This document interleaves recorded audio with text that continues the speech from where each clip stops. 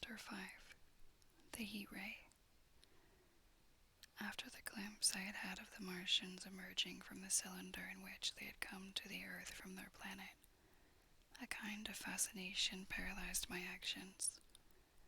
I remained standing knee-deep in the heather, staring at the mound that hid them. I was a battleground of fear and curiosity. I did not dare to go back towards the pit, but I felt a passionate longing to peer into it. I began walking, therefore, in a big curve, seeking some point of vantage and continually looking at the sand heaps that hid these newcomers to our Earth.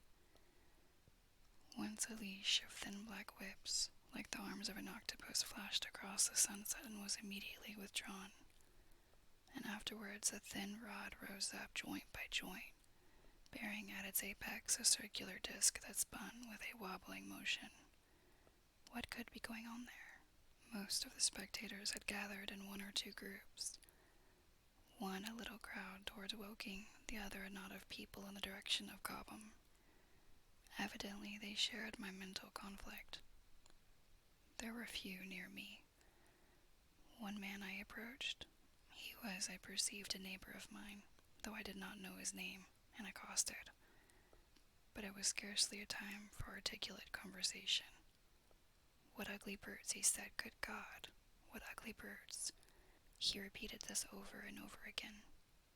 "Did you see a man in the pit?" I said, but he made no answer to that. We became silent and stood watching for a time side by side, deriving, I fancy, a certain comfort in one another's company. Then I shifted my position to a little knoll that gave me the advantage of a yard or more of elevation, and when I looked for him presently he was walking towards Woking. The sunset faded to twilight before anything further happened. The crowd far away on the left towards Woking seemed to grow, and I heard now a faint murmur from it. The little knot of people towards Cobham dispersed. There was scarcely an intimation of movement from the pit. It was this, as much as anything, that gave people courage, and I suppose the new arrivals from Woking also helped to restore confidence. At any rate, as the dusk came on, a slow, intermittent movement upon the sandpits began, a movement that seemed to gather force as the stillness of the evening about the cylinder remained unbroken. Vertical black figures in twos or threes would advance, stop, watch, and advance again, spreading out as they did so in a thin, irregular crescent that promised to enclose the pit in its attenuated horns. I, too, on my side, began to move towards the pit. Then I saw some cabmen and others had walked boldly into the sandpits, and heard the clatter of hoofs and the gride of wheels. I saw a lad trundling off the barrow of apples, and then within 30 yards of the pit, advancing from the direction of Horsell, I noted a little black knot of men, the foremost of whom was waving a white flag. This was the deputation. There had been a hasty consultation, and since the Martians were evidently, in spite of their repulsive forms, intelligent creatures, it had been resolved to show them by approaching them with signals that we too were intelligent. Flutter, flutter went the flag, first to the right, then to the left. It was too far for me to recognize anyone there, but afterwards I learned that Ogilvy, Stent, and Henderson were with others in this attempt at communication. This little group had in its advance dragged inward, so to speak, the circumference of the now almost complete circle of people, and a number of dim black figures followed it, at discreet distances. Suddenly there was a flash of light, and a quantity of luminous greenish smoke came out of the pit in 3 distinct puffs, which drove up, one after the other, straight into the still air. This smoke, or flame perhaps would be the better word for it, was so bright that the deep blue sky overhead and the hazy stretches of brown common towards Chertsey, set with black pine trees, seemed to darken abruptly as these puffs arose, and to remain the darker after their dispersal. At the same time, a faint hissing sound became audible. Beyond the pit stood the little wedge of people with the white flag at its apex, arrested, by these phenomena a little knot of small vertical black shapes upon the black ground. As the green smoke arose, their faces flashed out pallid green and faded again as it vanished. Then slowly the hissing passed into a humming, into a long, loud, droning noise. Slowly a hump shape rose out of the pit, and the ghost of a beam of light seemed to flicker out from it. Forthwith, flashes of actual flame, a bright glare leaping from one to another, sprang from the scattered group of men. It was as if some invisible jet impinged upon them and flashed into white flame. It was as if each man were suddenly and momentarily turned to fire. Then, by the light of their own destruction, I saw them staggering and falling, and their supporters turning to run. I stood staring, not as yet realizing that this was death leaping from man to man in that little distant crowd. All I felt was that it was something very strange. An almost noiseless and blinding flash of light, and a man fell headlong and lay still. And as the unseen shaft of heat passed over them, pine trees burst into fire, and every dry furze bush became with one dull thud a mass of flames.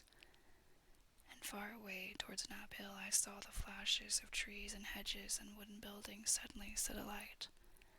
It was sweeping round swiftly and steadily, this flaming death, this invisible, inevitable sort of heat. I perceived it coming towards me by the flashing bushes it touched, and was too astounded and stupefied to stir. I heard the crackle of fire in the sandpits and the sudden squeal of a horse that was as suddenly stilled. Then it was as if an invisible yet intensely heated finger were drawn through the heather between me and the Martians, and all along a curving line beyond the sandpits the dark ground smoked and crackled. Something fell with a crash far away into the left, where the road from Woking Station opens out on the common. Forthwith the hissing and humming ceased, and the black, dome-like object sank slowly out of sight into the pit. All this had happened with such swiftness that I had stood motionless, dumbfounded, and dazzled by the flashes of light. Had that death swept through a full circle, it must inevitably have slain me in my surprise. But it passed and spared me, and left the night about me suddenly dark and unfamiliar. The undulating common seemed now dark almost to blackness, except where its roadways lay gray and pale under the deep blue sky of the early night.